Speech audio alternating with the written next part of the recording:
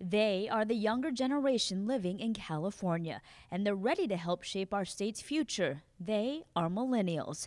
This group believes in the American dream. They're optimistic about our state government, our education system, and love living in California despite our current economic status. Uplifting conclusions about the state's future from a recent survey released by CAFwd. We were relieved, gratified, inspired by their optimism. They are much more optimistic about California than even their parents, even the baby boomer generation. CAFwd commissioned Viewpoint Learning to conduct this survey as a better way to understand millennials. Those are young folks between the ages of 18 and 29 to get their perspective on our state because they are our future.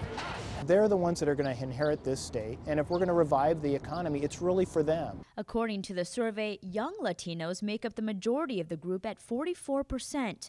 Whites are 34%, Asians or Pacific Islanders 13%, 6% are African Americans, and 4% other.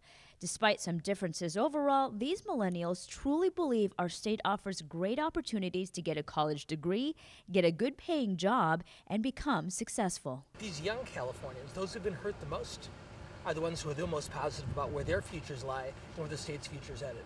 But when it's time to head to the polls, only 39% say they, quote, always vote. They're very committed to positive change, but they tend to see the best way to make that change happen is in areas of volunteerism. They're less likely to see voting as the way to make change happen. And here's something interesting. This younger generation may affiliate with one political party over another.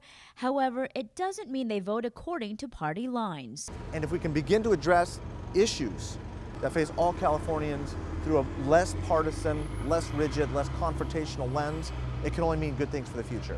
Clearly, millennials are important parts of the population, and it's important to find ways to include and engage them in policy decisions for the future.